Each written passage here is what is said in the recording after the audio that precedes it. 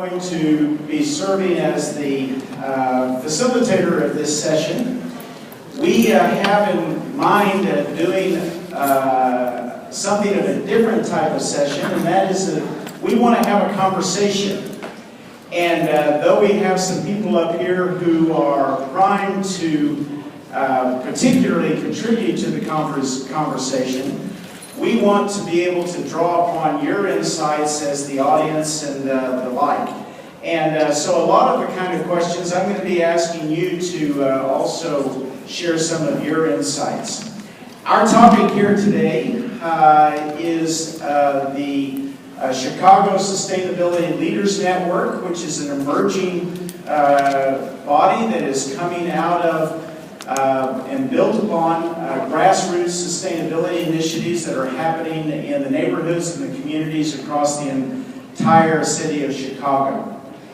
And we want to share with you what kind of work has been evolving in this dimension, and also get your insights on this. And to start, we do have some people who have been involved in sustainability issues around the city of Chicago, in their neighborhoods, in local communities. When we talk about local sustainability initiatives, things that are driven by local communities and like, what are some of the examples of that kind of local-driven sustainability activity that you've been familiar with? You know, for me, sustainability begins with educating our younger segment of the population. I think that if we're, you know, in many ways, sustainability suggests, you know, the future. And if we are going to have a future, we have to teach the present population to cherish that future and to guard it and therefore to become politically active and understand, you know, what needs to be done in the present in order to have a future that is productive as well. All right, Tony? Well, as far as my experiences, I think what's been great is working with Sustainability Leadership Network and just working in the Brownsville community. The lab is open to workshops. We do all sorts of, you know, collaborations with the schools. We do professional development training. We work with a lot of different audiences. And what's been really interesting is this, that there are many different ideas on what sustainability is. And I'm really glad that this group of leadership that's kind of emerging is really allowing the expansion of sustainability to mean a lot of different things. I've met people with all sorts of ideas, from, you know, housing, affordable housing to, you know, local food to education. The doorbell just rings constantly, and people are coming to me with these ideas that are very off what traditional triple bottom line approach to sustainability is, and that's what I'm enjoying looking at in this movement. We have a big city, Chicago, Illinois. It's a very diverse community, and I can remember growing up here, it was looked at around the world as being so segregated, and it's also in a position now that it will become a melting pot, really, in terms of ideas, thoughts, and how things are getting done, and will have a major impact on all political decisions moving forward. I know that as we've talked as an emerging network, part of what has, the way we would talk about this is that, first of all, sustainability initiatives are driven by, well, one of our members likes to say, it always starts at home. It starts with you. It starts there, and then it builds out from local communities. But these are initiatives that are driven. Nobody gives people permission to do these things. These are just things done by people because they've decided it's worthwhile to do. It's important to do.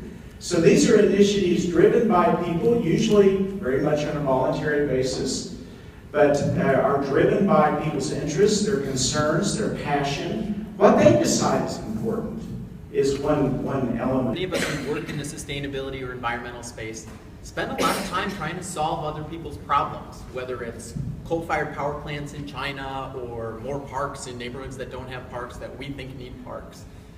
And sometimes government falls into that trap, sometimes big NGOs fall into that trap, sometimes corporations fall into that trap. there's really a difference between that approach to solving other people's problems or assuming that somebody has a need for something versus communities defining what they need and what they want and taking action to make it happen. Thank you. I think this whole discussion begs the question of how we define community. Because what strikes me, where I live in Lincoln Park, when I stand in my balcony, without blinking, I see the Gold Coast and Cabrini Green. And I say, this is my community. I don't live in either of those neighborhoods, but I spend my volunteer time in Cabrini Green because, you know, it's like if we all thought about that collectively, who are our neighbors, you know. Well, in Cabrini Green, what are some examples that you would say, here's a sustainability initiative? Well, for example, the way I got involved is actually through my church. We own property on Chicago Avenue, Chicago Avenue Community Garden. So I volunteered there 4 hours every Saturday for 4 years, and we have done this collaboratively with Growing Power. And then our community outreach, we realized wasn't as effective as it could be, so we actually turned that over to Growing Power to, you know, educate youth and to have a greater impact. You know, so they were always a partner, but now they're the leader of it. I'm also struck with the fact that rather than somebody doing a big program saying, what do you want, which definitely is a piece of the participation, but there's another element of, what are you doing? What's going on? How is it that we might reinforce and support you in what you're doing, driven by what you're about, rather than what do you want? How can I help you do whatever it is? It's all a part of the same kind of dialogue. Yeah. Hi, my name is Leanne, and I've been to a few of the Sustainability Leaders Network meetings. And one of the things that I really like with these community groups is you have the opportunity of a little trial and error. I think sometimes when you do the bottom-up approach, there's a lot of doers and a lot of thinkers, and sometimes we overthink things instead of finding the need in a group of volunteers and kind of running with it and see what happens, and then stepping back to see, did this work? How did this work? Did it work well? Where can we grow from that? And one of the pieces of this network is learning from other people to not reinvent the wheel, but also, we're all busy people, but we put our passion and excitement into something that we want to give time to. So how can we find those like-minded people and just literally kind of get our hands dirty and just see where it goes? Which is a question I want to ask, and I know we've got a couple of comments back on this, but it's how is it that connecting with other local initiatives that are driven by the community, how does that connection between peers, how's that helpful? Anyway, some comments, yeah. First of all, I just want to say that everything here is so exciting to hear. One thing that's nice about our group, EESP, is we do exactly that. We just go for it, and we look for, we're 50 different countries. We don't want like same people. We really look for every culture, everybody to come together. And sustainability also brings safety into the neighborhood, and you hope it's building the community by the little kid on the street you never even really talk to. A lot of us don't talk to the kids walking down the street. This helps unite. And what the network does is, because of Accelerate 77, I would never be able to even steal more ideas from that group. I'd like to comment, Terry, on your, what are you doing, what does the community want, versus what you're bringing to the table. When I first created the Sacred Keepers Youth Garden in Bronzeville, it was designed to be a place to teach kids urban ecology. So we focused more on their habitats. It's a monarch butterfly sanctuary, it's a bird sanctuary, and we were really interested in making sure that this was a model that was kind of designed to get people just out enjoying nature in kind of a park-like setting. But then what I discovered was, I thought that would be great, that's just what the community needs, and people would stop by and go, well, where's the food? Why aren't you planning the food? I'm like, well, that's Johnny. Johnny does the food.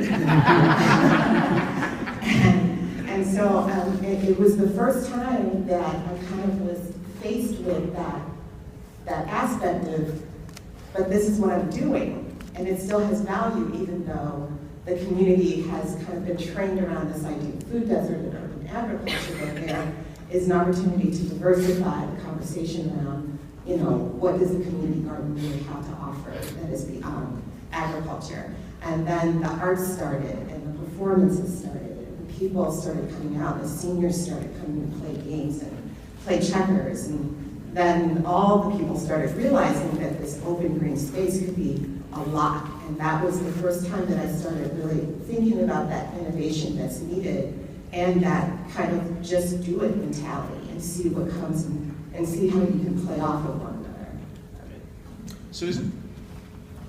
So on the connections, one thing that strikes me and I really enjoy about the network and working on sustainability here in Chicago is connections with individual people. Over 20 years, there have been volunteers keeping this 2 city lot garden running and donating all of the food, and have made connections and have built on the work of other people. Richard was involved in planting fruit trees and building the raised beds for fruit trees probably 15 years ago, and they're good tall trees producing a lot of fruit right now. So he has a connection to that place, and that builds a connection between the two of us, which helps us then do more in the future. And these personal connections are really an important part of it, and the sense of history and continuity through time. With Animalia Project, we just did a climate clinic, and I was talking with a woman who's 82, grew up in Chicago, and she was talking about hanging the laundry in the yard and growing up canning and growing food in the city limits of Chicago. That's starting to happen again. There was a big period where that didn't happen, and those connections between generations. Sustainability is not something new. It's been going on for an awfully long time, or we all wouldn't be here. And we've got some stuff to learn from people who have been doing it longer than us. All right, Johnny? Yeah. Just one more thing I wanted to add, you know, in our discussion that I don't hear a lot about in relation to sustainability, and that is, you know, the process for building these relationships and bringing people together to do, you know, great work in our communities is one aspect. But another real important one, it has to do with building those relationships to facilitate the challenge of decision making in the public arena, to build power. I think that, you know, the whole question of sustainability is necessarily going to require us to challenge political decision making about what happens in our communities. You can't build the kind of power needed to deal with that unless you build relationships at the community level with your neighbors. It's not bottom up plus in between equals top down, but this is a really critical missing piece of the sustainability. And this really has sprung out of work that began a couple of years ago, known as Accelerate 77. And the assumption there behind that program was that local grassroots sustainability initiatives are happening across the city. They're happening everywhere. But they're largely unrecognized, underappreciated, and undervalued. And that as a part of this, we engaged 5 major universities and something like 240 students from those universities. Let's go to the next one. That then went out and went everywhere to identify what's happening on sustainability, what are people themselves doing. And this was a map that clearly is a work in progress still, that evolved. And they came up with over 900 sustainability initiatives that are happening, driven by people out of their interests or concerns or passions. And then what we did was we wanted to connect those people together. We did a big share fair. It was a major conference in 2012. And it was just about bringing people from all 77 community areas in the city of Chicago to talk with one another, and that we believe that connection was a key to building new practices, new behaviors, new confidence and commitment to move forward. And so what we are about now is creating the Sustainability Leaders Network of really talking about how in a bottom-up type of approach might we strengthen the collective voice of people who are passionate about these things, as well as empowering the collective impact of what they're doing. And in a sense, you could say we talked about connecting, aligning, and then producing together. And then this has been an image of bottom-up development. Now, we're very aware that bottom-up development, finally, what we're facing with climate change and the sustainability issues and unsustainable resources, it's going to take everybody doing something to deal with the ditch that we're in. And therefore, there's lots of space for people to do things. We're giving emphasis upon the bottom up. And I feel like this conference has provided a really interesting dialogue of how it is that the bottom up might be in dialogue and with, let's say, for the lack of a better term, I know it's a little characterization, but top-down planning. We heard this morning about Sustainability 215. We heard about Go to 2040. I was very interested in just that last comment with the Kelmet water plan or whatever. And her primary concern was, or her number one, she said three things. But one was, how do we capture the spirit of volunteerism of ordinary people? Well, in a sense, you're not capturing that from the top. It's how it is that we build and respond to the initiatives that are already occurring. And at least that's the perspective that we have been looking at. And we like to talk about, therefore, a major challenge is cultivating that in-between space between big plans and grassroots initiatives. What are some of the challenges that you see in making that connection, working in the in-between space from bottom-up initiatives that are driven by passion and desire and interests and concerns from the bottom, and how it is that it effectively connects with these other bigger plans? For us, it's funding and legislation. So one thing that our group is trying to, what happens with a lot of volunteer groups is we don't think about revenue. It's just volunteer. And this is a way to create, we're hoping we can, I think some of these sustainability groups, it's going to be a way to hire people and get into your community like the middle class. That's what I'm always toying with. How can we make us accessible to people to be hired? And we actually are starting to impact through legislation. The composting comes out of our ward, Jen Walling's on our committee. We go to our state reps. So those two can give us, we hope, up funding and volunteers.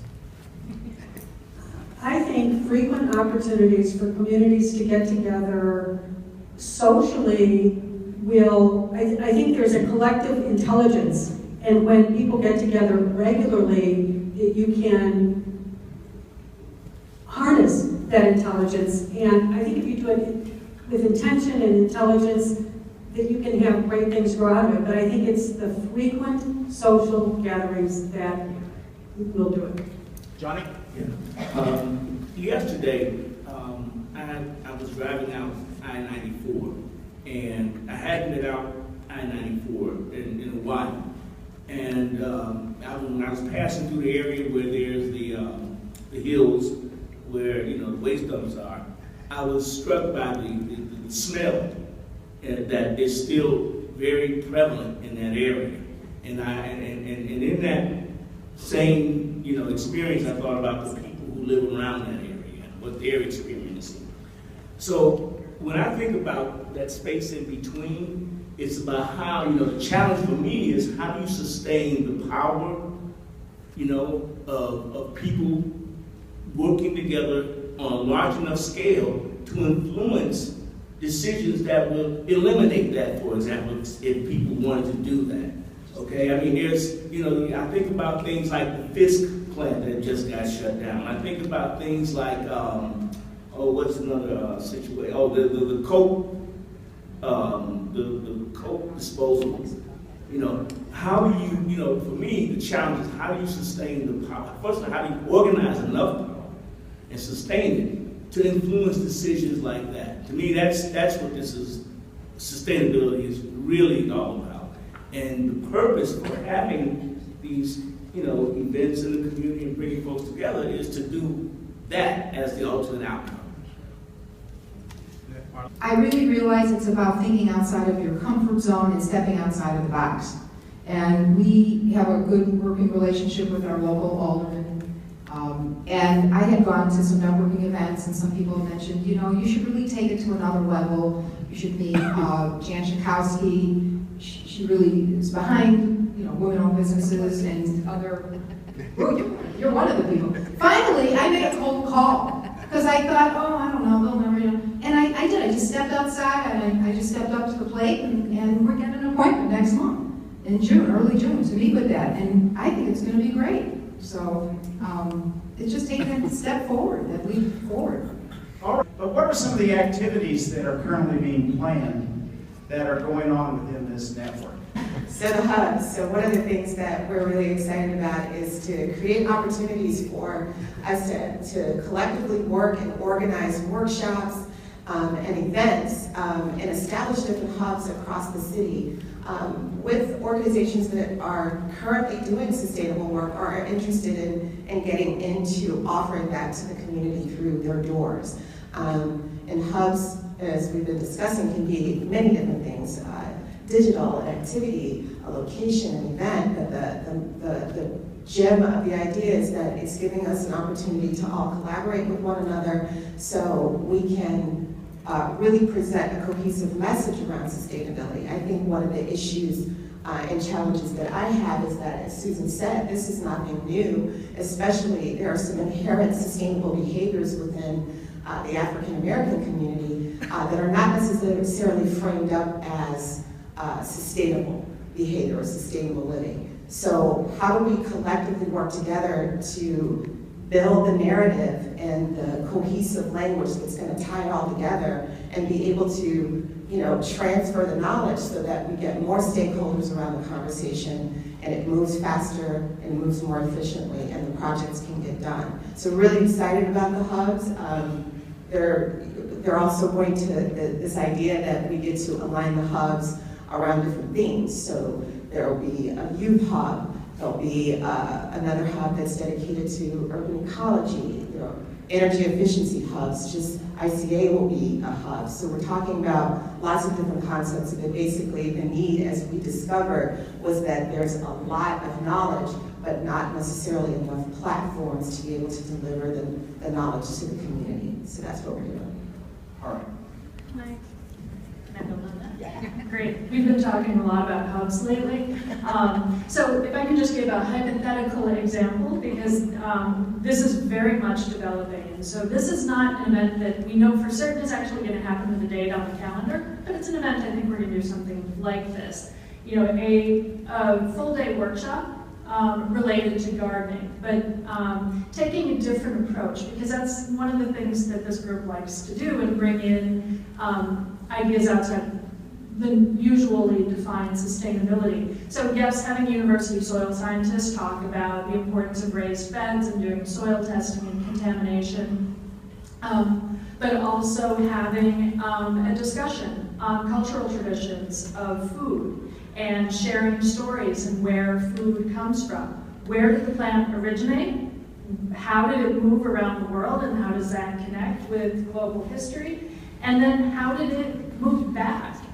Things like corn moving around the world and then coming back. I did an activity like this yesterday. It's really fun to see how these things move. And then having a cooking session for little kids so that they can learn how to make their own healthy breakfast so they can get themselves started. So bringing in these different aspects of sustainability that you might not define that way, and bring us all together in one place to learn from each other and from experts and to expand on those ideas. So driven by the bottom, connecting with others, and then advancing on these kinds of things. But one of the things that you said that I think relates to this hubs idea really well is that the experts are often seen as the people that are part of the big institutions. So Chicago Botanic Garden, not to call them out, there's anything wrong with them, but they will come in as the expert on horticulture. And then the Field Museum where I used to work will come in as the expert on culture.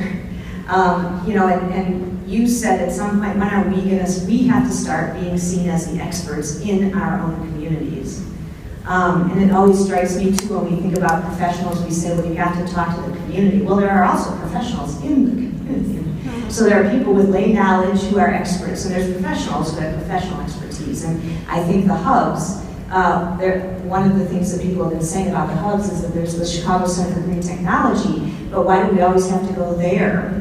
Why can't we have those types of demonstration sites in our own communities where we're the experts and we invite in other experts to work with us, with our communities? I'm with the Corporate Council for Chicago Wilderness.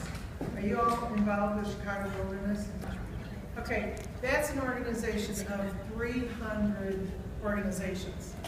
And they're for-profit, not-for-profit. I was at a corporate council meeting recently, and they said something about, you know, no child left inside, and their green infrastructure, and they're talking about the climate change issues. And they said, well, we got to get the kids in the city to come out and do our day of service. And I said, why do you have to go get the kids in the city and bring them out? I said, nature is in the city. I think an organization like Chicago Wilderness needs you more than you need them.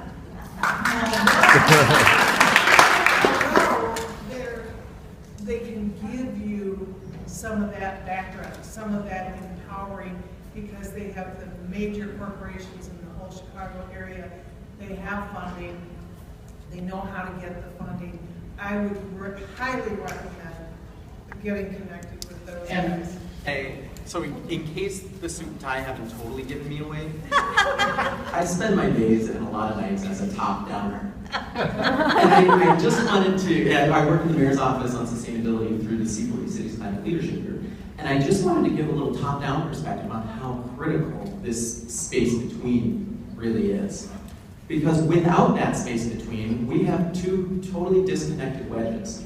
And from the city's perspective, or from a corporate perspective, there's not time or resources or people to interact with each of those precious blades of grass that make up the grassroots. Government will not function. The top-down will not. My question and challenge, we just had a discussion earlier this morning about sustainability tracking metrics, and there's a lot of energy in the top-down world about how do we track progress towards these regional goals. There's a lot of metrics involved, there's a lot of numbers there, and I am very interested in seeing how we capture what's really happening, because, you know, the kilowatts saved, the greenhouse gas emissions avoided, you can't put your arms around that. You can't put pictures up the way you can of all the great things that are going on with the kids and the people holding the collard greens. How do we capture that? So I say that as a challenge to the group, that this is sustainability. This is sustainability happening before it was called sustainability. It was canning, it was gardening, it was community art, it was getting together, and materials reuse and all that. But how do we capture that, and how does that become part of what we're reporting as far as making progress towards, because there's some really wonderful goals in Sustainability 2015 and Go to 2040, but I don't know that those will necessarily advance without making the connection to what's really happening in communities. Very cool initiative, thank you. Terry. Oh, all right, I promised this lady right here to talk next, and then we'll let you say something. Hi, my name is Jenny Wilson. I'm from the South Metro Higher Ed Consortium, so I represent 12 colleges and universities, and I am a facilitator of the in-between space. And so we're thinking about doing this very same thing in the southern suburbs. But my question to you is, how do we get a hold of you? Not you particularly. How do we identify similar people in our region?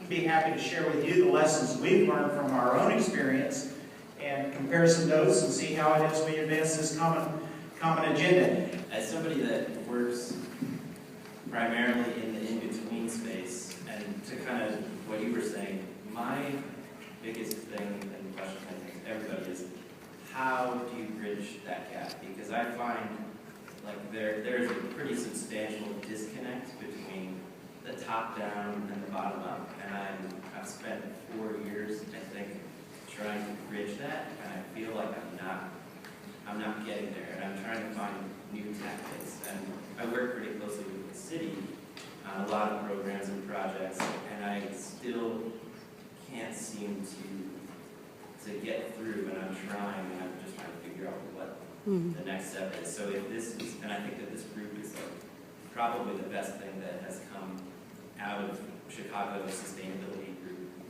yet, because it's just amazing to see all of these different people collaborate from all over the city, and I think that that's the best way that we're going to have an impact. But now it's trying to figure out how do we convince the people that make the big decisions to listen to everything that we're doing and to take note of it, and not to try and put it all in a box. There's so many different diverse projects going on, and they kind of want to see numbers and metrics, but not all this stuff has metrics, and not all of these programs fit into their vision of sustainability. So it's trying to Johnny, absolutely. My observation is a missing piece for me is the churches. And I feel like, from my experience, the churches are often filling these voids. Like, my church is a huge tutoring program, and we've talked about education repeatedly, and we're feeding people, and we're making up the void from the public education system, and we're working in community gardens and all this stuff, and I feel like that's a huge piece of the conversation that I'm not seeing formally represented. Well, so I guess it's kind of a question and answer. I guess I would want to say we've scratched the surface and began to work. We're painfully aware of the gaps, and that would be one of the gaps in where we want to move. The in-between space is very important because metrics are very important for funding. Yep. We have to measure everything because it has to go back to Congress. We have to get the funding from the federal government, then we have to funnel it down through to the community. So it has to be a combined top-down, bottom-down approach. So the in-between space is very important. The question in the back of, from my experiences, a lot of my frustrations have been that I believe that the city is listening. I believe they're listening to what they want to hear, and the cherry picking that's occurring within the community that are innovating around these spaces. There's a lot being gleaned out of this work. However, as we talked about earlier, it's not being, that information is then going to the usual players, and the usual players are not playing well in the in-between spaces. And that's the issue, because we are doing things that are impactful, we are doing things that are measurable and are being measured. But they're being measured by the organizations that stand to benefit the most. So for my organization, I get a lot of people who are looking at the innovations that we're creating, but then they're taking that information and they're putting it in their own programs that are being funded by the city.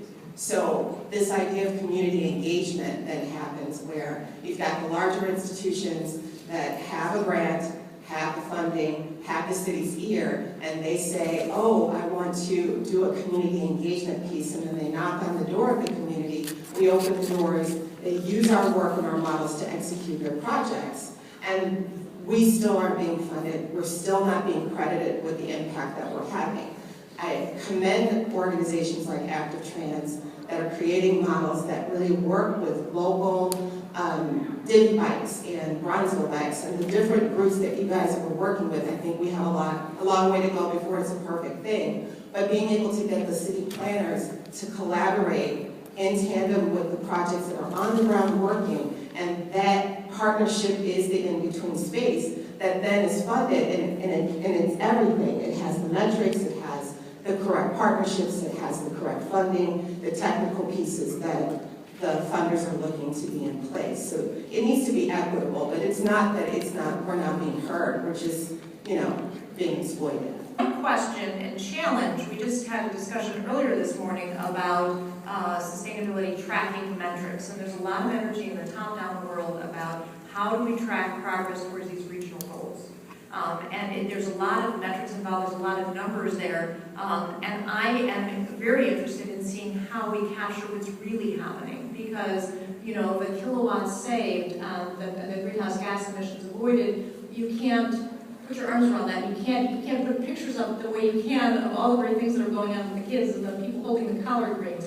How do we capture that? So I say that as a challenge to the group, that this is sustainability. This is sustainability happening before it was called sustainability. It was canning, it was gardening, it was community art, it was getting together and materials reuse and all that. But how do we capture that, and how does that become part of what we're reporting as far as making progress towards, because there's some really wonderful goals in Sustainability 2015 and Go to 2040, but I don't know that those will necessarily advance without making the connection to what's really happening in communities. Very cool initiative, thank you. Terry. I do want to extend to you, we have a handout. If you don't have one, there's one back by the back door. If nothing else, there's a connection there. If you would like to be a part of this conversation, we would welcome your presence. We would welcome your involvement. And of course, as a network, we're dealing with the totality of the city of Chicago. And, you know, one of these days we have an ambition to get beyond the city of Chicago. But this is where we are right now. So please take those handouts. If you have any questions, follow up with the contact information that's there.